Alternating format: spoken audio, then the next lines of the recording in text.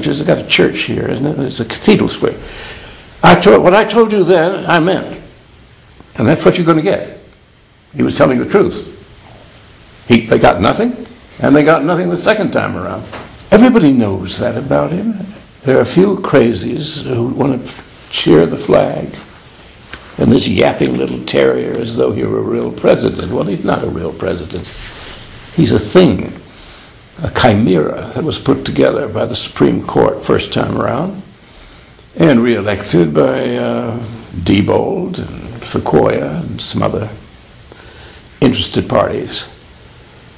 Everybody knows he isn't there.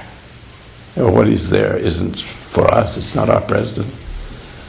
We do have a shadow president in Vice President Cheney, whose wife is a famous novelist, given to tales of unnatural love. But Lynn, more power to you.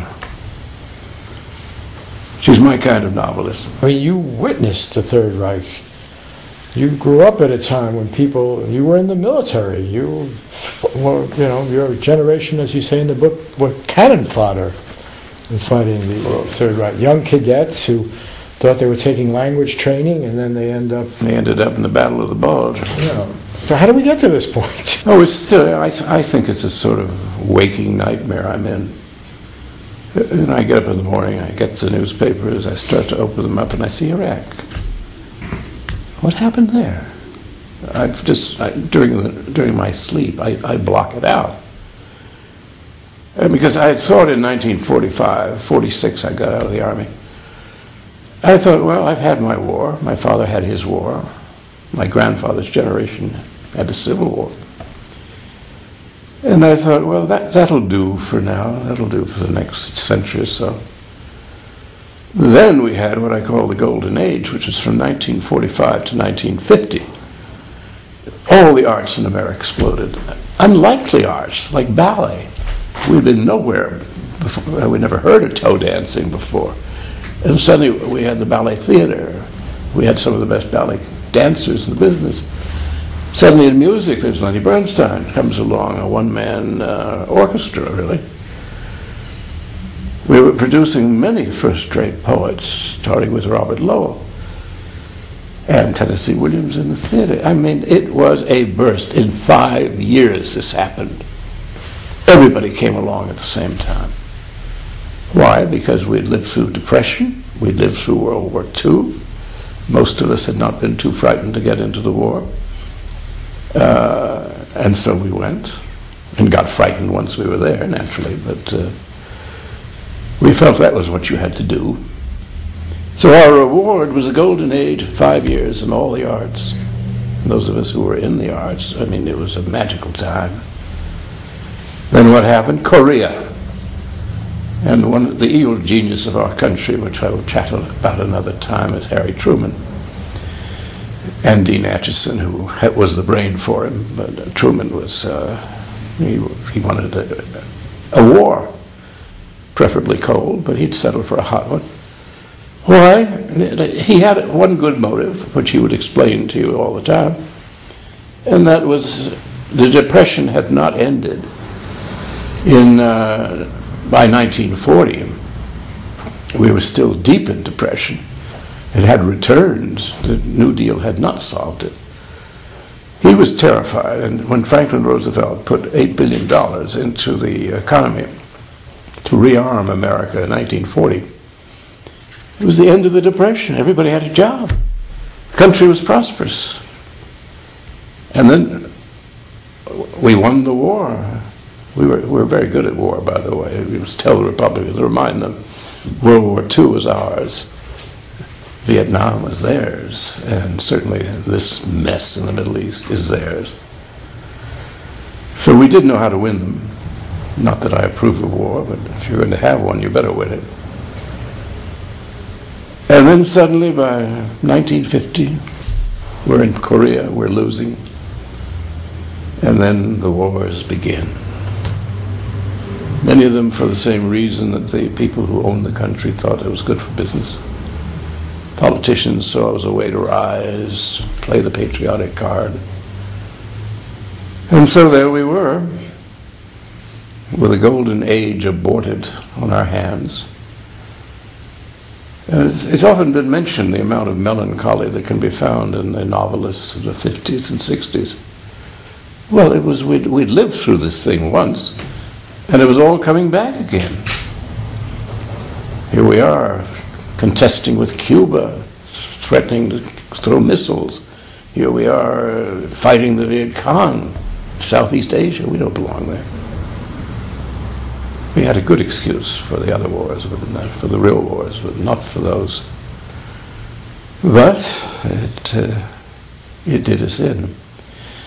So this election coming up, although it's a mere off year, this is the on-year election of all our lives. And if we don't turn it around the right way, we're not going to have representative government. We're not going to have the people's voice ever again expressed quadrennially at in a presidential election, because they can falsify it each time now.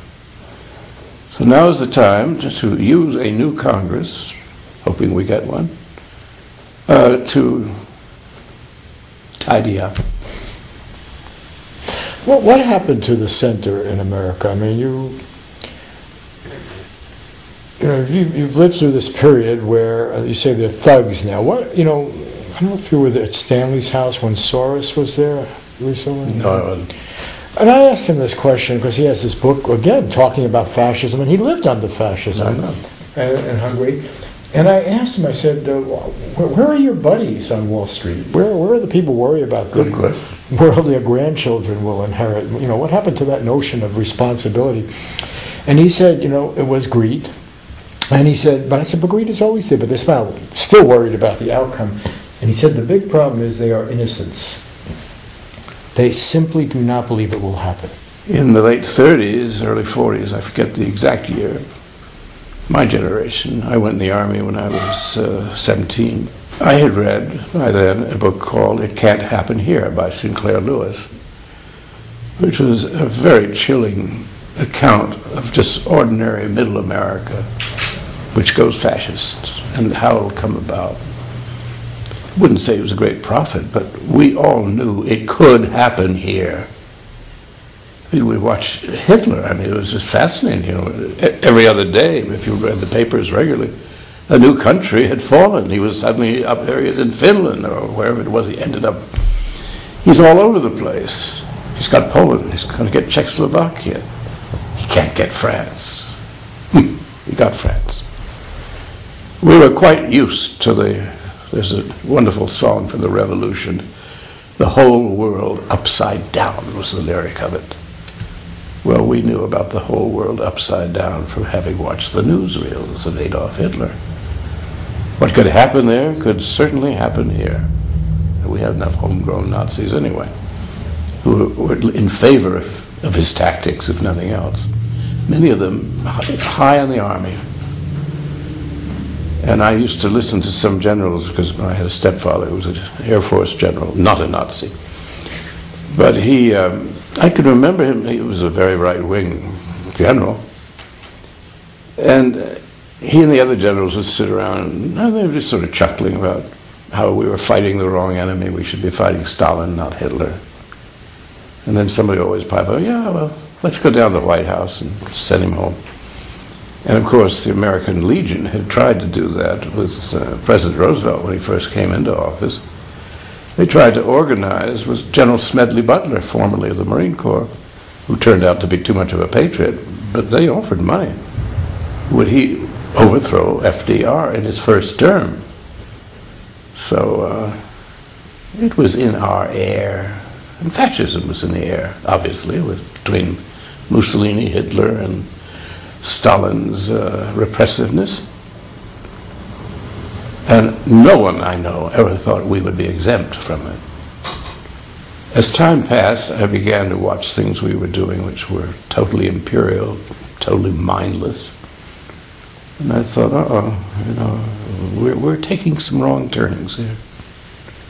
So you do your best to warn about it, and everybody does their best to pay no attention. And then suddenly you are faced with the fact that we have lost habeas corpus. So we are 900 years of Anglo-American law. It's been swept aside by a mere whim. And this Attorney General Gonzalez, every time I look at him, I see Truman Capote. Well, I just don't know about it. It's just, the Constitution's really quaint. He hammers away in that little nasal voice of his. And I thought, my heavens, how could you found that? I think of our ruling junta. Why not get a real lawyer, or a better lawyer, or somebody at least conversant with the Constitution? But I think the loss of habeas corpus, Abraham Lincoln did, all the non-history these people come up with, they don't know why Abraham Lincoln did it. They don't know if he did do it. It's a talking point. Lincoln did it, FDR did it, this one did it. Oh, and George Washington. Oh, yes, George Washington imprisoned everybody, yeah. All you have to do is give them a suggestion and it will cascade lies. And what is the truth on that? FDR, on habeas corpus, unilaterally suspended it when he arrested the Japanese Americans, on the grounds that they would be for their fellow tribalists from Asia after Pearl Harbor. And they're all mostly on the West Coast, so he put them in concentration camps. I have a friend, Louis Auchincloss, a very good novelist, and great lawyer. And I said, well, when did you first, and very conservative, I said, when did you first become fearful for our democracy? Oh, he said, I was just out of law school when Roosevelt built the concentration camps and locked up the Japanese. He can do that without even an act of Congress. Congress will do many stupid things for a president, but they hadn't thought to do that, as far as I remember how it went. But that was presidential prerogative. Well, that set a very bad precedent. But what about their argument that Lincoln did it, George Washington? I mean, they do use this argument all the time. Well, let's begin at the beginning. There is no war, because everybody is either collusive or just damn dumb. They don't know any different. I'm talking about people on television, people in the media. I'm a wartime president, I'm a wartime president. To which, if you were in charge of the program or asking them questions, no, you're not. You cannot be a wartime president without a war. This is impossible. For a war, you need a country. Well, I mean, Iraq, blah, blah, blah. There is no war with that country. There is a criminal invasion of aggression by the United States on presidential order alone. It is totally illegal. You could be impeached any day of the week for what you've done, committing American troops, firing on innocent people. Saddam Hussein never had the power to do us any harm at all and had no intention of doing it. Now we're going to hang him. Oh boy, you see, that was a real serious war. We got him, and we're going to hang him. We have turned into the worst barbarians on earth, and that is how we are regarded in other countries. And I no longer put up a defense of us. I always used to say, Americans are not bad, they're certainly not stupid, but they're ignorant. The educational system is terrible, and the media is bought. That should just about take care of everybody. I don't want to take up too much of your time here, but we did talk a little bit about criticism that you've endured. And at the end of the chapter 51, it's a lot of chapters. They're very short. Yeah. You have this, you're discussing this fellow Altman who wrote about you and so forth, and I don't want to read the whole thing, but you talk about how he gets it wrong. And he gets it wrong about, you mention Jews, and he has some quote where you mention a black writer, a Jewish writer, and so forth, which seems quite... And then he says you're not sympathetic to African-American writers. And it's just so stupid. I just want to throw the third one in. And you didn't do enough for AIDS. And then you have this great response where you say, I'm not... My virological skills are few. But I mean, people have really expected you. It's sort of weird, you know. you're damned if you do and you're damned if you don't. If you come out with strong statements, then, why is Gore Vidal again saying something? But on the other hand, people have criticized you for not championing every cause around, right? I mean, that's what I got in this. I quote Altman because he's very sympathetic. Much of what he's written in this book about me is pretty intelligent. He's